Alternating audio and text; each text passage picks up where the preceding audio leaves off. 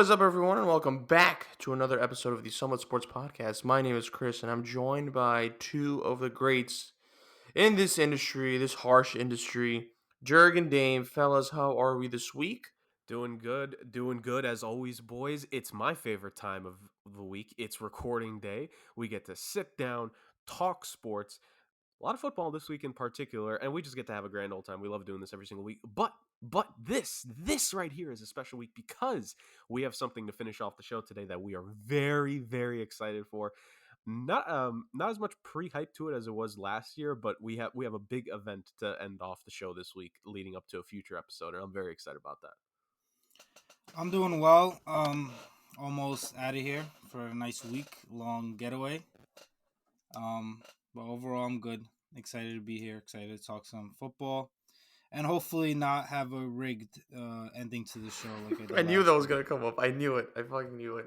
Okay, so, yeah, Dame will not be here next week, thank God. He will be in California doing doing people in California do. I don't necessarily know what that is, but he's going with two of his best friends, so we hope he has fun. All right, so it's not us. It's not a spoiler alert. But anyway, yeah, like the guys said, this will be a football-dominated week. Some news here and there. We also came up with a fun little, free agent fit game. And then we're going to finish off with... Drake, did you even say it? Did you say it was going to be?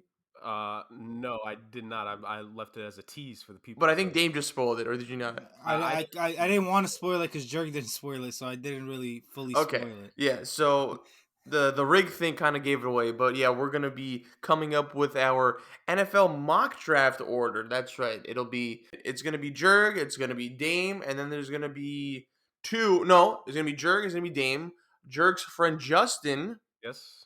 And then a mystery man. Ooh. A mystery man. Not Cody Rhodes, but a mystery man. Better than Cody Rhodes. Yeah, for sure.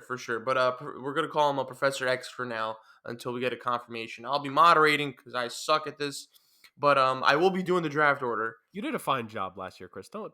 I mean, I did a fake good job. But I drafted Zach Wilson for the Jets, so that's all that matters, right, well, Dame? Do you think you did better than Dame last year is the question. But that's not even a question, though. Like, why is it? Yeah, oh, God, I wish I remember that stupid-ass pick at the end. Oh, my God. I'm gonna rewatch it and see who got the better picks. I remember it, actually. His pick was the Buffalo Bills. They drafted that corner out of Virginia. What's his name? I forgot. But didn't they pick him? That's what we had. Yeah. What was his name? I feel bad now. They picked him? Caleb Farley? Yes. I'm pretty sure he went to the Titans, I think. I'm pretty sure. Yeah. He went. That was not a dumb pick. I stand by that pick. Whatever. Okay. We're here this year. I can't believe it's been like 2 years. I mean, it's been it's been a year. Wow, it's already been a year. It's our second mock draft. Yeah, for sure. All right, well, let's get to it, fellas. Let's start off with the free agency game that we have planned out. We have a number of players, 10 players, and I'm going to say them, and then Jurg and Dame will each give which team they think fits best for this player. These players have not signed anywhere yet, so it's a free-for-all at this point. Let's start off with the minor names first, and then we'll go on to the main event names, okay? So let me start off with, we always start off with Jurg. Let's give him a break for now. Dame, let me start off with you. Melvin Gordon, where do you have him going? I think a really good fit for Melvin Gordon. He's been a really good veteran running back these past few years. He's not his elite self that he used to be when he first came in the league. And he kind of took a backseat to Javonte Williams last year in the second half of the season. God bless the people who had Javonte Williams in fantasy. That's me. But Melvin Gordon is a really good veteran running back to have on your squad. He's not a workhorse like he used to be. So I think a good fit for him would actually be the New York Jets. The Jets obviously have Michael Carter there at running back, but he's still young. It's just going to be his second year. He's not ready to take that full workload. And I think bringing a guy like Melvin Gordon, who could definitely teach him a thing or two as well, from catching the ball to blocking to running the ball. Like, I think bringing in Melvin Gordon into that running back room and putting him next to Michael Carter will give the Jets a dynamic duo there in the backfield and will definitely help Michael Carter's development going forward. Just having Melvin Gordon there and just being able to not have all that pressure of being that workhorse running back. Jurg?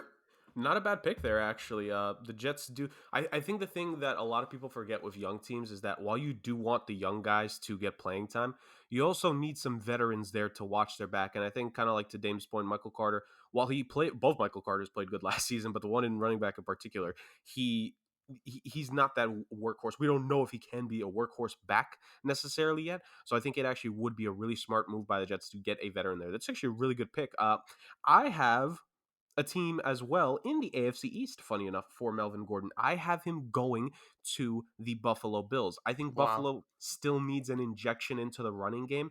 Josh Allen being the second leading rusher on that team for a full season is not something that should happen again. Not to say that he shouldn't still be using his legs, but they need a more stable running game. And granted, I don't think the lack of the Bills' running game was as killer of a deal as I think a lot of people were trying to make it seem, especially the last half of the season. But I do think they could use some more talent there. And I think Melvin Gordon would be great. He's had a couple 1,000-yard rushing seasons. I think 5 of the last 6 years in his career, he has 1,000 total yards from scrimmage, meaning he's actually a good receiver out the backfield too, which is actually at the very beginning of his career, he wasn't a strong receiving back, but he actually got better at that as time progressed. And so I think Melvin Gordon to Buffalo would be a really nice fit for them. I don't think he'd be that expensive too. I think he learned from last year that he could still be a really good running back, and he could sign like 1-2 year deals in a couple spots, get a couple mil for himself still. And I think Buffalo could use a guy like him for that backfield. Kind of similar to what Dame said. Like, they need a veteran there because their only two guys there are pretty young. Okay. Let's move on over to wide receiver Will Fuller. Jurg, who do we got here? So Will Fuller is an interesting case. So a lot of people forget because he was actually big in last year's free agency class, but he took a 1-year deal to end up going to Miami. Didn't necessarily work out for him because he got injured 2 games into the season, out for the whole year. So Will Fuller is going to have to prove himself yet again. It's looking like he's probably going to need to sign another 1-year prove-it deal. So it's all about where he should go. There's still a couple teams that need wide receiver. I think the most obvious team, and this is a team that has made overtures in the past. People remember in the 2020 season, they were actually rumored to potentially be trading for him at the deadline, but ultimately did not pull the trigger, which this team has a track record of not getting more skill position guys for their quarterback, but maybe finally they'll change. I have the Green Bay Packers going after Fuller. He'd be a cheap deal. He'd be a good guy to stretch the field because with losing Marquez Valdez-Scantling, they're losing a guy who's just a straight vertical threat. They don't necessarily have that, even if they get Alan Lazard back. Alan Lazard is more of an intermediate guy. Randall Cobb is more of a veteran slot guy, which the Packers need a new slot receiver there anyway as well, at least a little bit younger than Randall Cobb and better. I think Will Fuller would be a nice fit to the offense. They've wanted him for the last couple of years. Matt LaFleur, I think, he really tried to push for him in 2020, but the Brian Gutekunst, the GM, said no. I think now you could get him on a 1-year deal, relatively cheap. And the Packers, I think we all believe they'll go after wide receiver in the draft still because they have 4 picks in the first 2 rounds. Not a bad decision to also get a veteran in there, and I think Will Fuller would be a good fit. I think for Will Fuller, a good fit for him would be the Browns, reuniting him with Deshaun Watson. I don't think Will Fuller is a good receiver at all, to be honest, but the years that he showed any kind of flash was the years he played with Deshaun Watson in Houston. So maybe that connection could bring him back and he could show any kind of flashes that he had in Houston. And obviously they're in need of another receiver. After they did trade for Amari Cooper, but they did lose obviously Odell and Jarvis Landry. So adding a guy like Will Fuller as a deep threat, something that Amari Cooper isn't, would be a really good addition for them. And obviously him and Deshaun Watson have a connection. So not only would it be good for Fuller, but I think it'd be really good for Watson to bring in someone that he's familiar with and that he had a really good connection with in the past, because that quarterbacks like connection. You see a lot of quarterbacks now having their college teammates, but having a guy that you used to play in the NFL with and had success with is very valuable as well. Okay, we move on over to Calais Campbell. Dame, I'll stick with you. What do you got for this one? For Calais Campbell, he's probably the best interior lineman left in free agency. And obviously, interior defensive line is very important to kind of stop the run and pass rush, and that's something that Calais Campbell's lead at. He can both stop the run at 6'8", 280 or whatever he is, and he could rush the passer as well. As Jurg mentioned before the show, he's a couple sacks away from 100 for his career.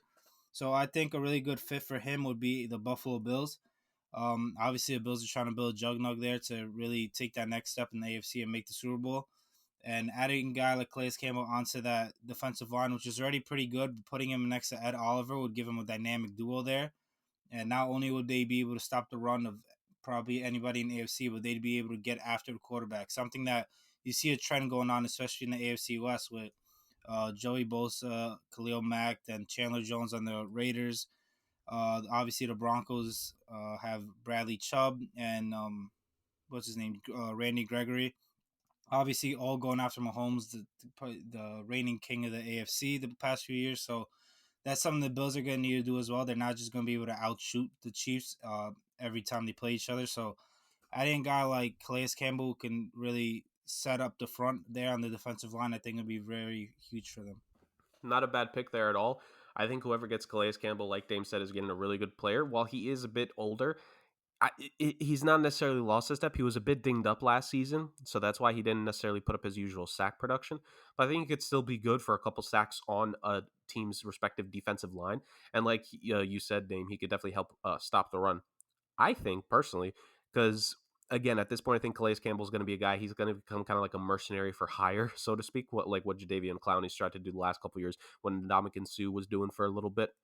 I think Calais Campbell, a good fit. And honestly, I'm all for keeping guys in divisions, man. Let's keep him in the AFC North. Let's send Calais Campbell to the Cleveland Browns because he could play anywhere on a defensive line. I think him next to Myles Garrett, well, like, first off, that'd be a hell of a physically imposing defensive line, to say the least.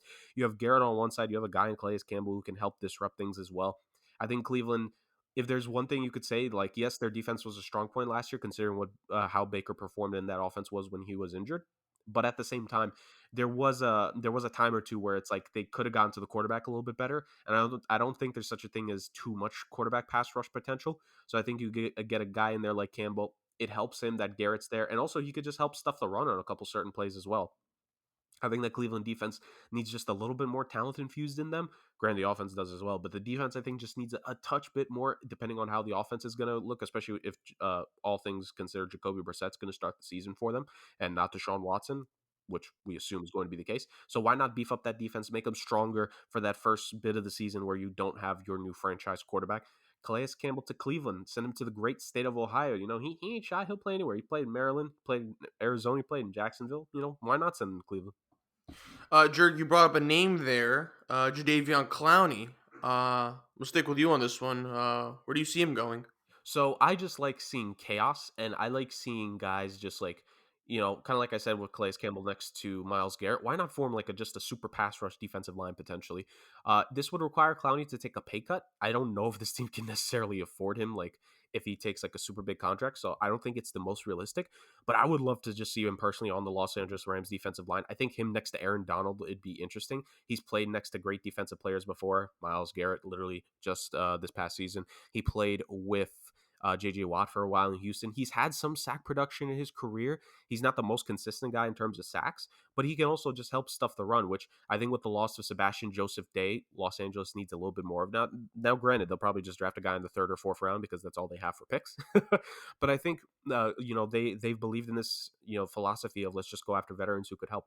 Again, this would require a relatively cheap deal, maybe a more so incentive-laden contract. But I think Jadeveon Clowney in Los Angeles would be enticing, and heck, I'd love to watch it because you got on one side Aaron Donald, in the middle you got then on one of the sides of the line it's Clowney, like that. That'd be entertaining to me. So I'd love to see Jadeveon Clowney go to LA, and I think realistically, like it's a good fit because he has worked well with superstar pass rushers before, and that's what Aaron Donald is. Yeah, Jadeveon Clowney to the Rams is really good because they did just lose Von Miller, and they were willing to pay him. So it's not like they don't have the money, and obviously they just got rid of Robert Woods, so that freed up a bit of money. But I actually think Jadeveon Clowney is a good fit to the Green Bay Packers. They just lost Darius Smith. They weren't able to pay him due to the cap, and I know they obviously traded Devontae Adams away, so they have cap space remaining. And I think adding a guy like Davion Clowney really fills a void there for that team because now all they have is Preston Smith as a pass rusher, and we all know that you can't just win and be successful one pass rusher. You need to be able to have a good pass rusher on both sides of the defensive line.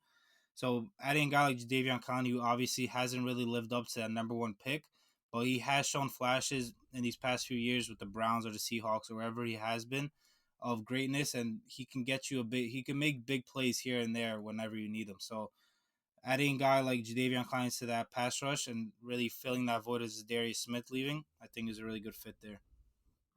All right. We move on over to some of the more exciting names. Dame, let me stick with you. Jarvis Landry. Who do you got signing him? Or who do you see him best fitting with? Good fit for Jarvis Landry, I think, is the New England Patriots. Obviously, the AFC not only is loading up as pass rushers, as I said, but they're also loading up on weapons as well. Because you need weapons to win that AFC, because it's going to be a shootout one way or another. So the Pats are one team who I just don't think have any weapons from all the playoff teams from last year, and I think adding a guy like Jarvis Landry will really help them because Mac Jones isn't an elite quarterback. Like I don't care what anybody says, he's a system quarterback, and he needs a perfect team around him in order to be successful. So I don't think Kendrick Bourne and N'Keal Harry are really cutting it. So I think adding a guy like Jarvis Landry, I think would be their wide receiver one from day one in training camp, would be a really good addition. He gets a lot of possession catches. He doesn't drop balls. He gets a lot of yards. He's pretty consistent as long as he stays healthy. And I think bringing him in with a guy like Mac Jones, who's pretty accurate, would be a really good fit for them, and I think they would really work well together. And obviously, like I said, the Patriots need to catch up to these other AFC teams with adding weapons. Not bad, not bad.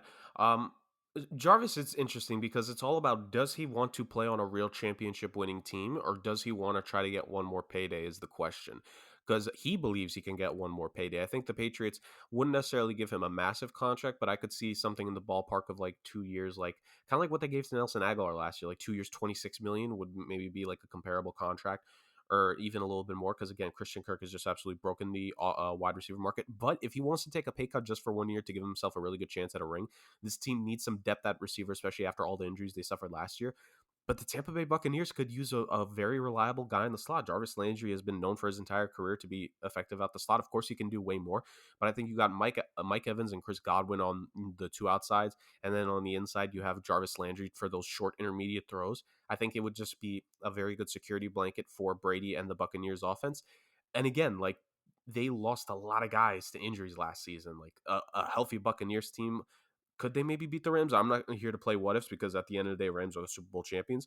But because you've had injuries now, you need to prepare for that. And I think the Buccaneers' depth at receiver is fine because they did add what's his name, Russell Gage. So maybe it's too many guys to feed. But I don't know, man. Like, I don't think there's such a thing as having too much depth. And I think adding Jarvis Landry to specifically play that slot role wouldn't be a bad shout for Tampa Bay in particular. Um, yeah, and him getting a chance to play with Brady easily would be the best quarterback he's played with in his career so far. I mean, I think he needs to go to a good team. Like, I love the fit, Dame. I'm not disagreeing with that, but I want Jarvis to, like, he's one of these guys that's like, I want him to go to a good team. Like, Allen Robinson finally gets to play with a guy like Matt Stafford. Like, Jarvis Landry should go play for a real quarterback right now and try to go for a ring. Well, so Baker's not going to be the best quarterback that he's ever played with? Oh my god. All right. Well, when we talk about Jarvis, one of his best friends, OBJ, is still without a team. So, Jurg, which team do you see as the best fit for OBJ? I mean, now this He team might not even play, by the way, I think, right? right, because we don't know how long he's going to be out with Yeah. injury. We don't know how long this is going to be. I think the early projections are he should be back about midway through this next season. So maybe anywhere from weeks 9 through 11. Now, again, the thing is, we don't publicly know the severity. I want to assume he's got the procedure done already because it's been long enough. It's been, what, 2 months almost now since the Super Bowl? So I'm assuming he had to have gotten a procedure done at this point, because why the hell wouldn't you? So I think Odell Beckham Jr. to a team that needs receiving depth would work. I'm not going to go with the Packers again because I already just gave them receiver, but I'm going to go with another team who lost a superstar wide receiver because he wanted to get paid. I'm going to go with the Kansas City Chiefs. I think, yes, even though they got MVS and Juju, again, this is just a case where they need another guy there. Odell can kind of play a similar role to what he did, come in about halfway through the season like he did with the Rams last year and just help bring a jolt to that team. I think him, again, Patrick Mahomes would, again, we're focusing on best QBs. Now, granted, he had Matthew Stafford. Matthew Stafford's really good, but Patrick Mahomes is Patrick Mahomes. He's still the king of the AFC as far as I'm personally concerned, and everyone's trying to knock him down. So if you're Kansas City, why not go after OBJ? The question again would be contract. I don't think you can realistically give him a real deal this year. I think Odell realized that, so I think he's going to go for a 1-year deal on a team that the structure and system would be in place. And I think, why not go to a team with Andy Reid, Eric Bieniemy calling the offense, and Patrick Mahomes is the one you have to rely to get you the ball. And if there's a quarterback in this league that I want to rely on getting me the football, it would be a Patrick Mahomes. And I think, again, You come in halfway through, some of those guys, maybe like Juju and MVS are a little bit, wear and tear on the season. Maybe Travis Kelce needs a game, like just to relax, not to sit, but like he needs a game where he doesn't get targeted all the live long day, which is probably going to happen at the start of the season. The rookies may hit that rookie wall. Why not go after a guy who we just saw his last like month and a half for the Rams? He was a massive reason why they won the Super Bowl. And had he been healthy in the whole game, they would have won the Super Bowl a lot easier than what they did, because this Bengals had zero answers for him defensively early on in that contest. Yeah, that's a really good pick there, and I hope he goes to the Chiefs, because I think that would be an incredible addition for them. Because, like I've said multiple times on the show, I don't think Juju's it, Yeah. and I don't think Marvin Scanley is it either. So I think OBJ to the Chiefs would be incredible. But this is a team you mentioned before. I think OBJ to the Packers is a perfect fit. I can't even name their number 2 receiver behind Alan Lazard right now. Randall Cobb. He's gonna play 3 games, and just because he's best friends with Aaron Rodgers, that's why they signed him. But they really need talent in that on that offense in general, but especially the wide receiver. And I think OBJ is the best wide receiver on the market. And I know he's not gonna play most of the season, but I hope the Packers are going to be in the playoffs or playoff hunt. And I think for that second half of the year and that stretch run, adding a guy like OBJ could really take their offense to the next level, because obviously you lost Devontae Adams, the best wide receiver in the league, and you lost the best combination possibly in the entire league in Aaron Rodgers and Devontae Adams. So I think adding a guy like OBJ, who plays pretty similar to Devontae Adams, they're both extremely great um, route runners. They run short routes, medium routes. They're not really go get them kind of receivers. Right. They play in spaces. They kind of get open by themselves, and they need pinpoint accurate quarterbacks to get them the ball. That's exactly where Aaron Rodgers is. So I think it wouldn't take long for him and Aaron Rodgers to really get chemistry together. So I think adding a guy like OBJ not only would it be a great fit, but I think it's a no-brainer, to be honest, because I have no idea what they're doing with that wide receiver group. I think we said the only 2 realistic options, because if he's not going to go back to the Rams for a year, like I know Cleveland's been floated out there, but again, we don't know how many games Deshaun is going to play. Now, granted, maybe OBJ, because he's not going to play the whole season, like maybe does he just sign with Cleveland, and when Deshaun is back, maybe he's back as well. That could be a case, but I just like Kansas City and Green Bay to me just make perfect sense, because both those teams, like I don't understand. I heard someone say recently that Odell Beckham Jr. probably can't be a number 1 receiver anymore. Like I know he's coming off an injury, but this guy was a number 1 receiver for a good 5 years in this league. Like I don't like we're just completely forgetting the resume he had. He made the corpse of Eli Manning look pretty darn good in Eli's last couple years in the league. Check out the numbers when Odell was on and off the field. It was like night and day with Eli Manning as the starting quarterback for the New York Giants. So like I think it's only a select few teams. I think we've said the top 2. Like if he doesn't go to one of those 2 teams, I think it's a bit of a head scratcher. But hey, he has his championship, so who knows? Maybe he just wants to set up to get paid because he's got his ring. Yeah, you're right. Let's stick with the wide receiver group here. Julio Jones, Jurg. What do we got? Ooh, I'm starting 2 in a row. Let's go. um, Julio Jones is interesting because the last couple of years injuries have really hampered him. I still think he could be a pretty valuable receiving option, but he's definitely not going to get paid. Essentially all these guys we're talking about, like they're probably Jarvis is the most realistic to getting paid because he's the one not coming off an injury riddled season. I mean, he was injured last year, but he was still pretty good. I want to say he played 9-10 games, where all these other guys played significantly lesser. For Julio, even if he suited up in 10 games, it did not feel like it. I would say just on a 1-year deal. I know this is kind of a cop-out answer, but I think it just makes sense. Him to Indianapolis. They still don't have T.Y. Hilton back. Michael Pittman Jr. I think is looking really good. I think he's got potential, but I don't think he could be the number 1 this year. Kind of like with Dame's logic for Melvin Gordon to the Jets earlier. I think you need a number 1 guy to, like right now, keep letting Michael Carter be that number 2. And I think Julio Jones would be a nice, reliable option. Him and Matt Ryan have that connection. They can get antiquated with this new offense that Frank Reich is going to run. And honestly, it's not even going to be that new because Frank Reich and that team has already said they want to try to use more play action, kind of like what the Falcons did back in Matt Ryan's MVP season. And he was a pretty reliable play action quarterback that season, being able to make plays and get to guys, hit him. Now, he doesn't necessarily, he's never had legs, but he's not necessarily as mobile, but he could still hit guys pretty well. Matt Ryan's not a bad quarterback by any stretch of the imagination, as we went into detail on last week's episode, which included my guy Kenneth, by the way. Make sure you guys check that episode out. So I think Julio to the Colts makes sense. It's a quarterback he has played with his entire career. It's a offense that I think is going to be very friendly to him.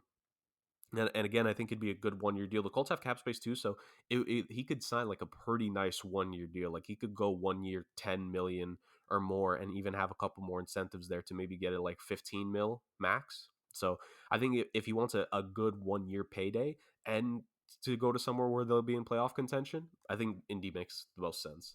Yeah, Indy definitely makes a lot of sense. Obviously, like you said, he playing a Matt Ryan and their need for receivers while putting him opposite of Michael Pittman. Not only would that be a pretty good duo, but obviously Michael Pittman could learn a lot from Julio because he is a big receiver himself, just like Julio. So I'm sure Julio could give him a pointer or two. But my fit for Julio is the San Francisco 49ers. We know they run a lot of play action. They're really a run first kind of team. But I think the one thing they're missing in their wide receiver group, although obviously Debo is one of the best receivers in the league, well, whether he's a receiver or running back is still to be determined, but he's mostly a wide receiver. But something they're missing on that wide receiver group is that big receiver that can kind of go get it in that red zone target.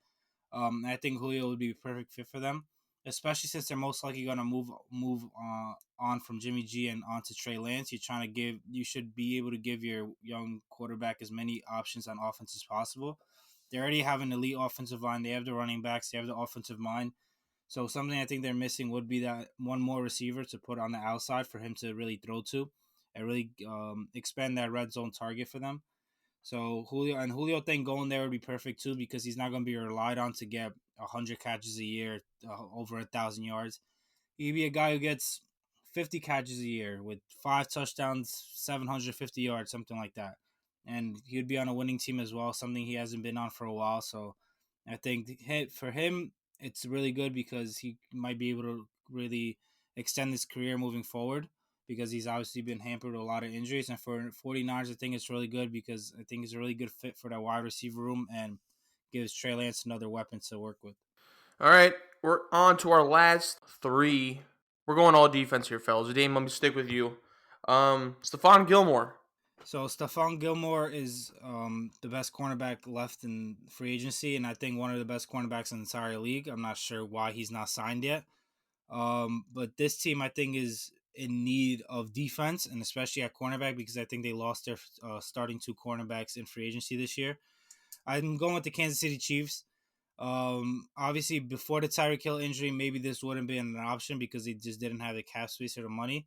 But now I think with all the cap space they opened up with the Tyreek Hill deal, I know they signed Scanley to a pretty lofty wide receiver deal that I think was overpaid, but they still have money left over, and I think adding a guy like Stephon Gilmore to put in that cornerback spot after losing their starting 2 corners to free agency, I think it'd be an extremely good fit. He could guard your best receiver, although he's not Jalen Ramsey. I think he's a top 5 cornerback in the entire league.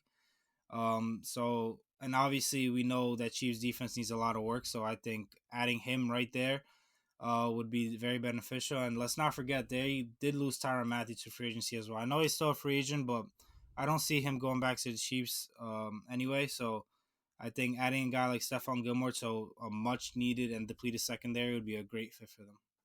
Yeah, Gilly Lock, former defensive player of the year, had a pretty good season for all intensive purposes in Carolina. I think a lot of people thought that he was essentially done for his career, but he's still a really good corner in this league. And I think he still has value. Maybe not as your number one, but as a very good number two.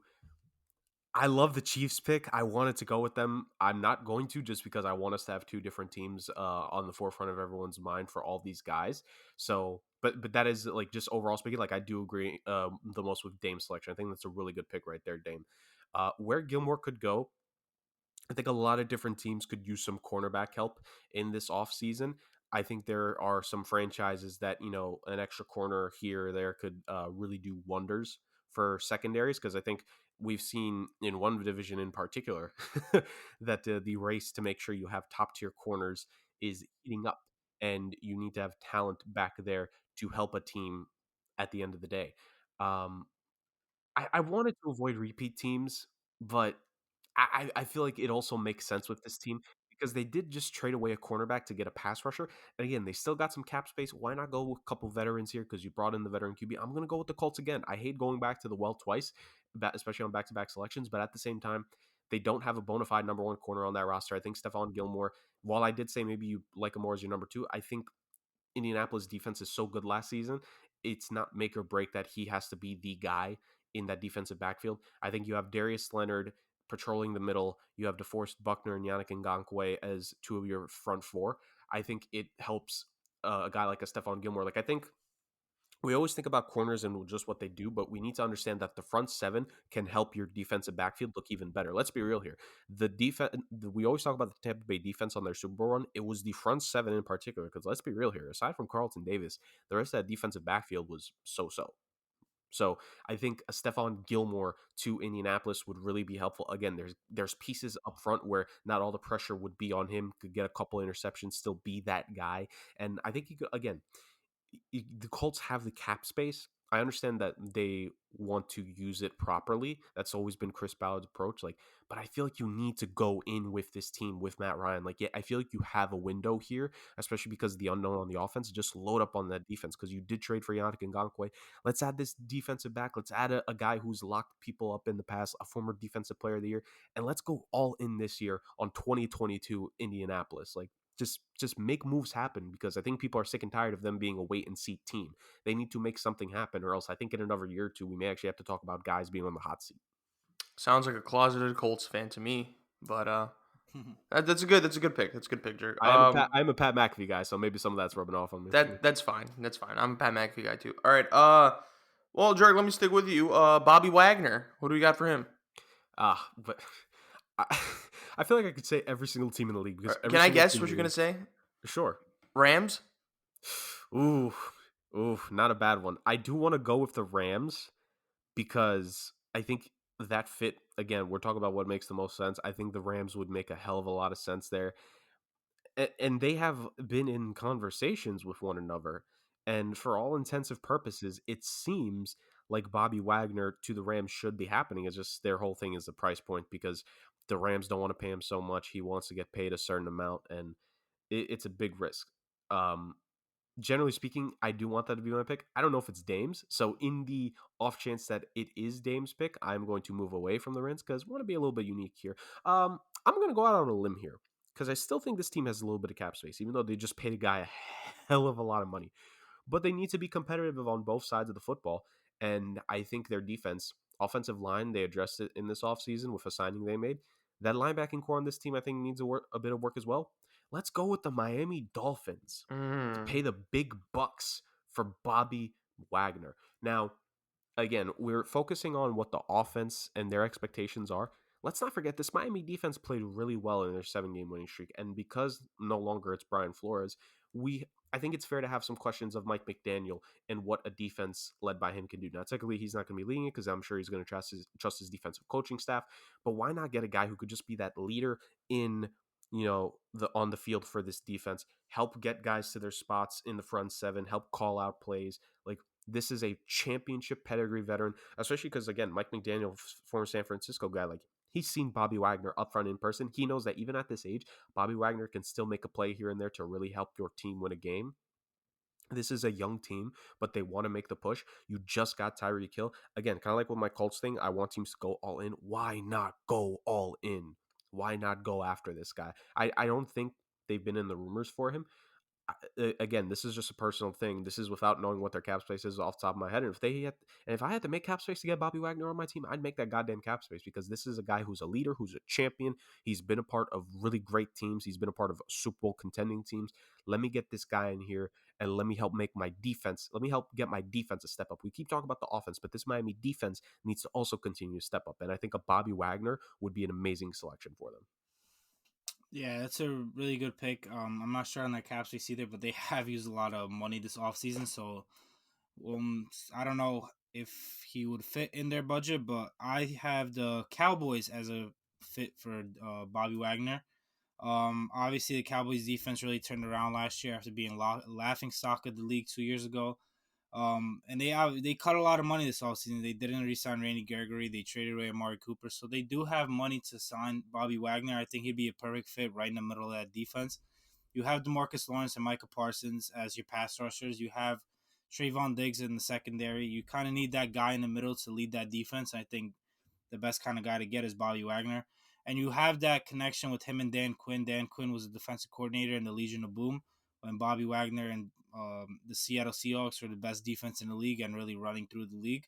So I think that connection there is really important as well because they both know how the defenses run and what they like from each other. So I think Bobby Wagner to the Cowboys not only would be a great for like football and the media would be raving about it, but I think it'd be a really good fit for that football and that defense as well to take that next step and be even better than they were last year. Okay. Main event time, baby. Dame, sticking with you. Tyrann Mathieu. What do we got? I started out with this team with the first free agent. I'm gonna end with them as well. I got the New York Jets with Tyrann Mathieu being the best fit. It's really similar to the Melvin Gordon thing. I think the Jets, although they're really young again, um, they needed that kind of veteran piece, and putting a guy like that in the secondary for the Jets, whose secondary is extremely young with Bryce Hall, Nichols, Michael Carter. I know they signed the guy from the safety from the Bucs, Jordan Whitehead, but they still need a veteran presence in that secondary. And I think there's no one better than Tyrann Mathieu. He was obviously a huge piece of the Chiefs and that defense and winning the championship, and players rave about him and his leadership. So I don't think there's a better fit than the New York Jets, and putting him right there and really turning around that defense who has really struggled in the past. And honestly, Robert Saleh would love him because obviously Robert Saleh is a defensive guy, and bringing a leader like that who can make plays and be really, really a difference maker to that defense and turn the defense around, I think Tyrann Mathieu is an amazing fit for them, and I hope they still make it happen. Not a bad selection there. I think with what Dame is doing, I think he has the right idea in mind where they need to get aggressive. They need to go after guys who can still help this team make a difference. Granted, will it be the ultimate thing in the win-loss column? Probably not, but the Jets should not be shy about getting some of these names because they need veterans to help supplement this team. Uh, Simply put, I have Tyrann Mathieu going back to the NFC West, actually. I have him signing with, not the Los Angeles Rams, I have him going to the San Francisco 49ers. I think San Fran needs some more defensive backfield help. I think that's probably like if there is a weakness on that defense, I think it would be the defensive backfield because aside from that one year when they made the Super Bowl where they had Richard Sherman, I can't really think of a notable defensive backfield player that they've had in quite some time. So I think Tyrann Mathieu would be a massive boon to the safety situation there. I think the defense has that amazing front four, which he hates him to hell and back, but Nick Bosa is a very talented guy. They have some good linebackers there, of course, led by Wagner or Warner, excuse me. I still have Bobby Wagner on my mind. Fred Warner. I think Tyrann Mathieu to San Fran, put him in the red and gold there. I don't know if it's necessarily wine, but put him in the red and gold in San Fran. Team has legacy. Team has a pedigree. They made the playoffs last season with that amazing run. I think he would only help that team. He could get some interceptions, cause a little bit of havoc. He's an emotional guy, and I think they need that vocal defensive leader in the locker room. I think that's one thing with San Fran. I could say they need a guy who is a good kind of heart on their sleeve. And I think Tyrann Mathieu, he would bring like because Richard Sherman, there's one thing you could say, he brought some swagger to that team when he was there. I think Tyrann Mathieu would bring that championship winning swagger. And again, we're talking about guys that know people. Like in my case, Bobby Wagner's the Dolphins, Mike McDaniel knowing Bobby Wagner. Faced Tyrann Mathieu in the Super Bowl. They know what he could do. They know that he could help make plays to help a team win a championship, literally. So why not? And Kyle Shanahan, he don't care. We're talking about organizations that need to win. I think the Colts and San Fran are low-key starting to get to that point in the next year or two. If they don't have a championship, I think the ownership there is going to look to change things, which I'm normally the type to say if you don't win a championship after a while, you do need to hit the reset. But I think Kyle Shanahan and John Lynch are so good in San Fran. I think they got a really good thing going. I don't think that they should have I don't think they should be on a hot seat anytime soon, but I think they should continue to make moves to try to win a championship, and Tyrann Mathieu would be a move that would help them win a championship. And that will do it for the free agency fit list. Guys, spectacular job as always. But we move on now to more football-related news. Bruce Arians has officially... Wow, said that so wrong. Bruce Arians has officially retired. Guys, the Tampa Bay Bucs coach has, I believe, moved up to a front office position. He will no longer be the head coach. Todd Bowles has been selected to be a successor and become the Tampa Bay Bucs football coach, head coach. So the Tampa Bay Bucs head coach right now is officially Todd Bowles. So this news, I think, came out of nowhere. Maybe it is. Maybe some people expected it. I don't know. But the news to most people. Came out of nowhere. It occurred last night, which was Wednesday night. Jurg, what were your thoughts on this? Initial reaction, thoughts? What does it mean for the Bucs? What does it mean for Tom Brady? So, like you said, I was completely shocked by this. Although, once again, because of my line of work, I literally thought to myself, like, "Oh, thank God, I have my next 2 days as off days. I don't have to do a single Bruce Arians thing tomorrow at work." So I'm just straight chilling today. Um, in regards to the actual decision itself, it was definitely surprising. Like, do remember Bruce Arians came out of a little retirement to come back and coach the Buccaneers when he had left Arizona, and I think, of course, this will probably all come out in reports. People are going to make rumors as to why this could have happened. I already know a couple people that I personally talk to a lot as to what their theories behind this are. I think it could just be at the end of the day, like, I don't think people understand, like, you need to dictate so much of your life to being a professional sports coach, especially in the NFL. Like, there are legitimately days where you're going to be in the office for 15, 16, 17, 18 plus hours as a football coach. That's no joke. Like, it is a pure misery. That's why it was a real idea that Sean McVay could have left the Rams for a television job this year, because it's like, do I want to keep spending this many hours of my life on this, or do I just want to have a more cushy job that'll pay me more once a week? You know, that was a legitimate thing as to why maybe he could have. Now, realistically, of course, he probably just had his agent try to get him more money on his contract as a coach, but I think it's a real thing now that people need to be wary of. And so I think Bruce Arians, he's he's done so well as a coach in his career. You think of that one year when he took over for Chuck Pagano with the Indianapolis Colts. He, as an interim coach, he won Coach of the Year. His time in Arizona was their most successful year since that lone Super Bowl appearance they had in the late 2000s. I believe he also won Coach of the Year as well. Carson Palmer looked the best in Arizona under Arians he ever did, and then he comes to Tampa Bay. Obviously, rough first year with famous Jameis, and then these back-to-back years winning a Super Bowl championship and falling just barely to the eventual Super Bowl champions.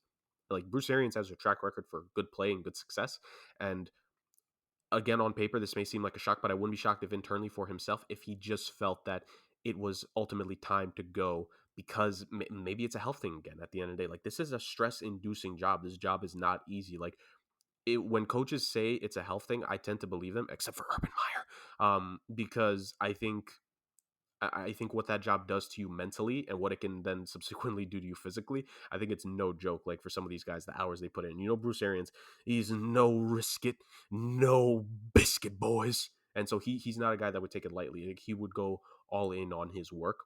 And so I think at the end of the day, I'm personally going to assume that's what this is. If more reasons come out, then they do at the end of the day. But that's going to be my mindset with it.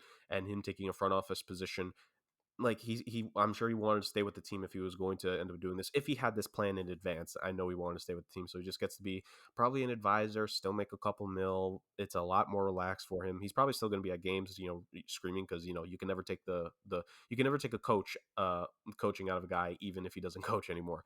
And I think that's what it is at the end of the day. I was fully surprised, but I think it'll be interesting now, and I like to see. I'll let Dame go more into this as the Jets fan. And Chris, you could say your piece too, but I'm really now interested to see how Todd Bowles is going to do, because he was named the head coach.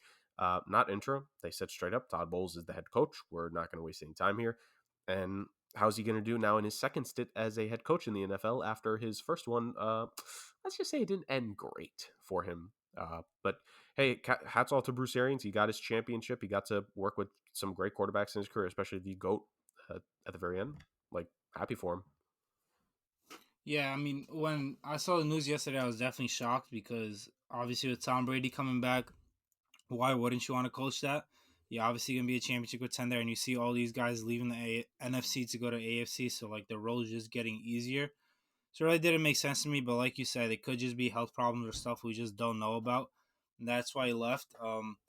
I wonder, I know that they've been a little bit of rumors that him and Brady don't get along. I wonder if that had anything to do with it. And maybe Brady's like, I'll unretire if like you like step down, or you're not there or whatever. Because supposedly Brady knew that he was going to step down before he came out of retirement.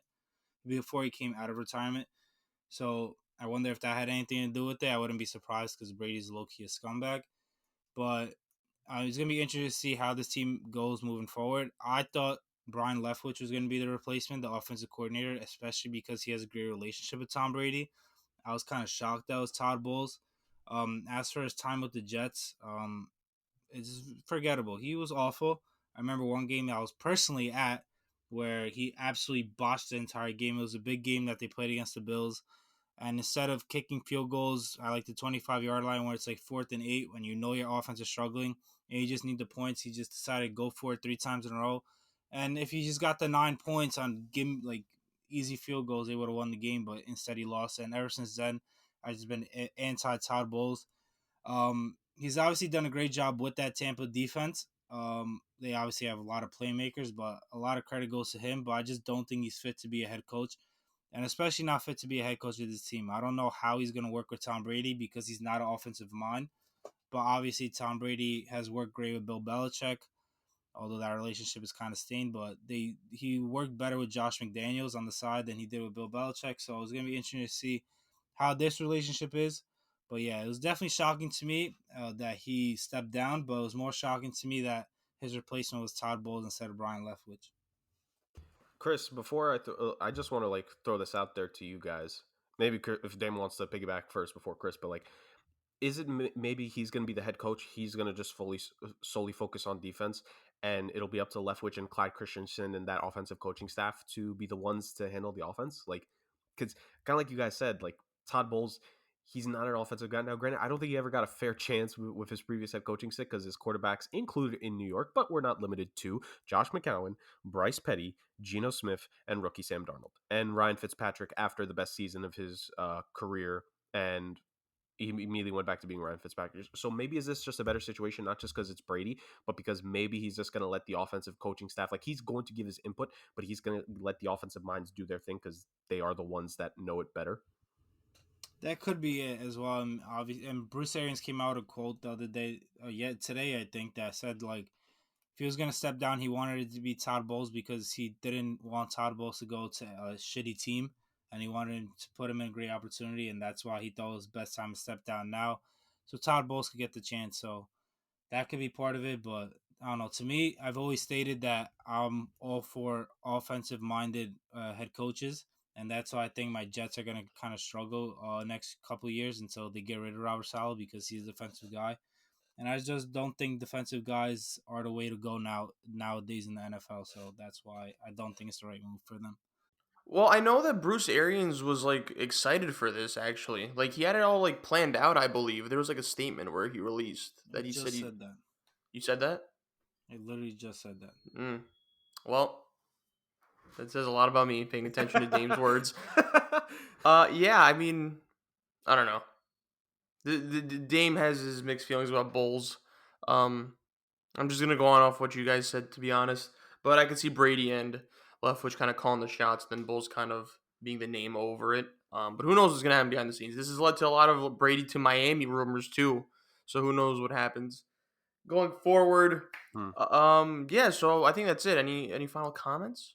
I mean, if what Dame said is true, and maybe the theory that Brady didn't want to play under Arians again, like you might as well just stay there. Like, why would you want the guy to step down and then go back and then want to get traded? Like, it just doesn't make sense to me. But crazier things have happened. Brady literally retired. He retired, then didn't retire, then he did retire, then he unretired. Like, who the hell knows what he's going to do in this offseason? So maybe that is the case. But I don't think it would make sense if you didn't want the guy to coach anymore. Now he's not coaching. Like, why would you leave? Like, kind of like if Dame had me laughing. I had my mic muted, but Dame had me laughing when he said like Tom Brady's a low key scumbag. It's high key actually, but nah, he is. But who knows? I wish nothing but the worst for him, Tom Brady. I mean, but yeah. All right, that'll do it for the news. Basically, let's move on over to the main event of the week. When's our mock draft, Jurg? In 2 weeks from now, when we're recording, we should clarify. Yes. So in 2 weeks, we'll have the Somewhat Sports will have their second annual NFL mock draft. I'm excited. 4 people: Jurg, Dame, Jurg's friend Justin, and then a mystery man that Jurg probably knows.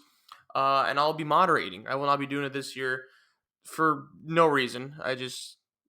I'm dumb. Right now, live via virtual setting, I'm going to be doing the draft order. Yes. Now, contrary to popular belief, I have not rigged this in the past, despite what other people say. But If I may, Chris, my bad to interrupt you, brother, but if anyone wants an idea of what this was like last year, go to the SomeWhat.Sports Instagram page and listen to the promo that was produced for last year's NFL mock draft. It had some of the audio from our mock draft selector last year, and boy, what a time it was. I hope we get something similar to it this time. I'm supremely excited for it. Let's go. Beautiful plug, by the way, Jurg, on our SomeWhat.Sports Instagram page. You should definitely follow us there. Graphics will be coming back because the mock draft will be returning. So, all right. I decided to spice things up as well, as I'm on pickerwheel.com, and they gave me the option to increase the spinning speed level. So it was generally at 5 initially. I doubled it up to 10. He's already rigging it, bro. He's already fucking with it. I doubled it up to 10 just because it's way more fun. All right.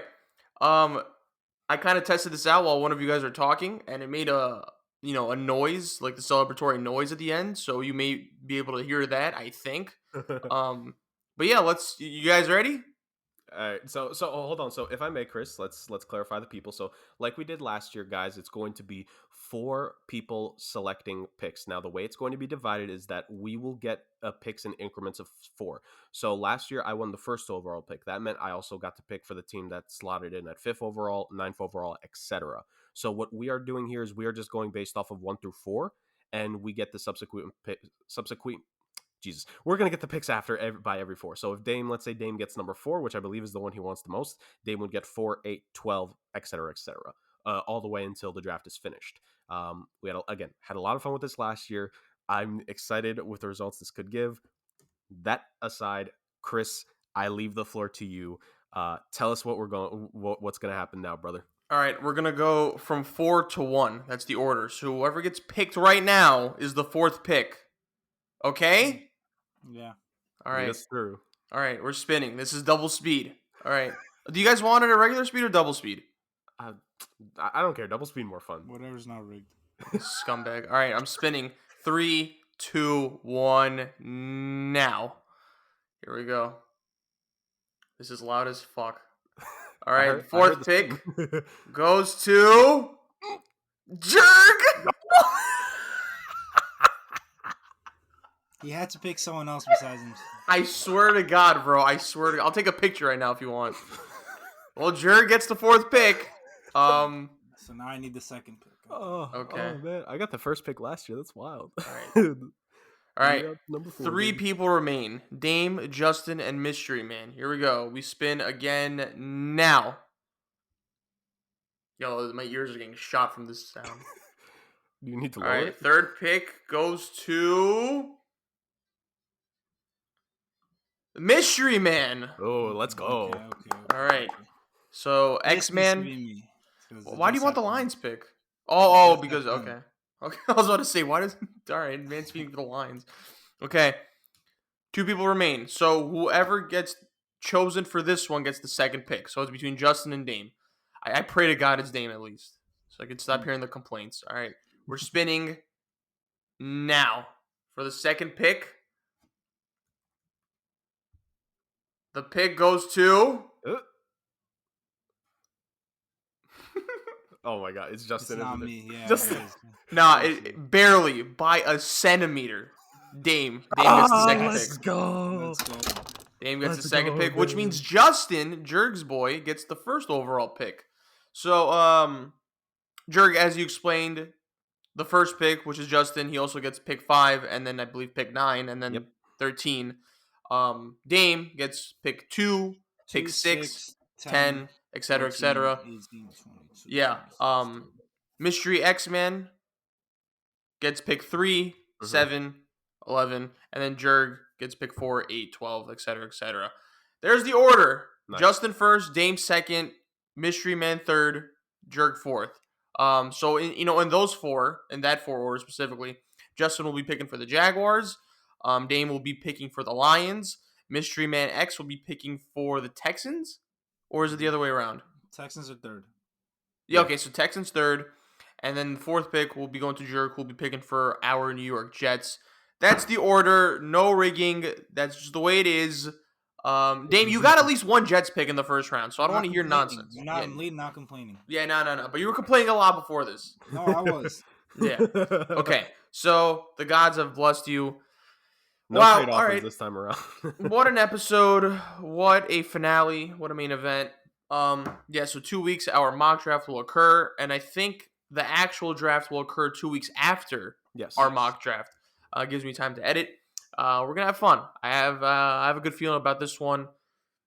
And I think this is an unpredictable draft, to be honest. Oh, yeah. I think last year we kind of had hints of like where certain teams might go. I mean, there's a lot of quarterbacks. A lot of teams that had quarterback holes.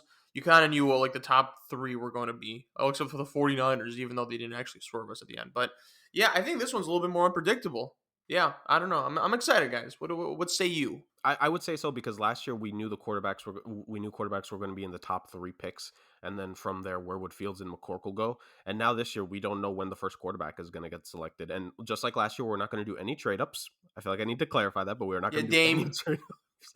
I was not throwing that shot out there, but we are not doing any trade ups. So it's going to be this draft straight up. So we're going to see like how many quarterbacks get taken here because I feel like this is a quarterback class where I don't know if teams are going to be willing and need to necessarily trade up, but I think it's going to be intriguing no less at the end of the day. I think this is an extremely deep draft class, and I think both myself and Dame, like, we're going to have some fun, especially with I'd have to look at it, see if any of us have, like, multiple picks for one team, or if, like me and Dame are splitting the Jets picks, if anyone else is splitting picks, but I think we're going to have some fun here, because, like, let's say with my first Jets pick, I make a certain selection, what's Dame going to go with, to make sure that he picks something that would help the team that's not same position, etc.